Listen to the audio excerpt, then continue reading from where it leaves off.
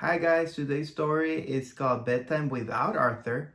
It's a story about a little girl who was afraid of the dark. Have you ever been afraid of something? It's okay to be afraid because we all are afraid sometimes. In the story, we're going to learn how she conquered her fear, and hopefully this can help us to be able to conquer our own fears as well. I really hope you guys enjoy the story. Thank you.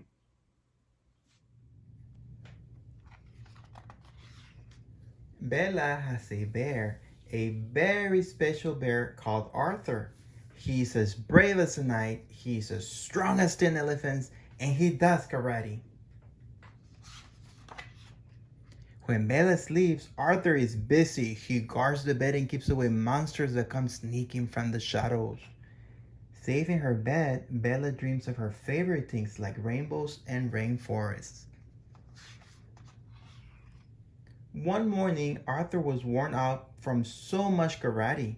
Bella made him his favorite breakfast of toast and honey, and then tucked him up snug in a bed. That evening, when the moon had risen full and white, Bella went to her room to give Arthur a slice of pizza for dinner. Bella pulled back the quilt and Yo, Arthur, he was gone. Bella searched and searched. Bella's mom looked upstairs. Bella's dad looked downstairs. Bella's brother Freddie looked worried. None of them could find Arthur anywhere. Mom said, "We'll find him tomorrow." Dad said, "He'll turn up." Freddie said, "Sorry?" But Bella didn't believe them. Her lips trembled as she climbed into bed. Bella couldn't sleep. She was sure there were monsters watching and waiting. Bella squeezed her eyes tight shut. She fell asleep dreaming of fire-breathing dragons, slugs, and grizzly bears. In the morning, Bella was exhausted. She couldn't juggle. Even ice cream didn't cheer her up. And at bedtime, there was still no sign of Arthur.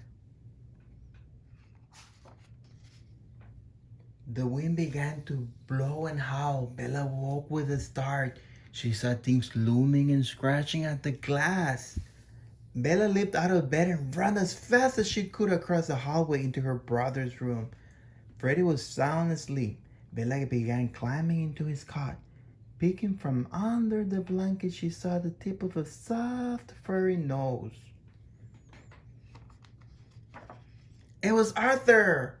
Bella was so happy to see him, but she was so very angry with her brother for taking him.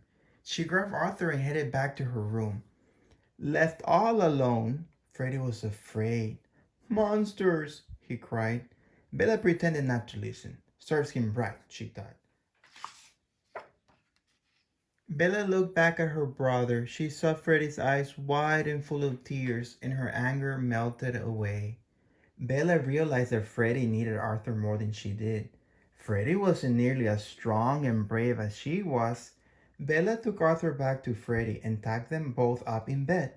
"Don't be scared, Freddie. Arthur will look after you." Bella felt braver and braver with each step she took back to her room. When at last she climbed into bed, Bella felt as brave as a knight. All the monsters shook with her fear and fizzled into nothing.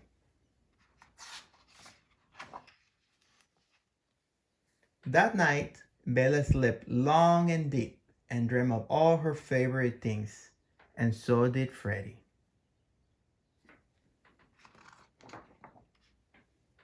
The end.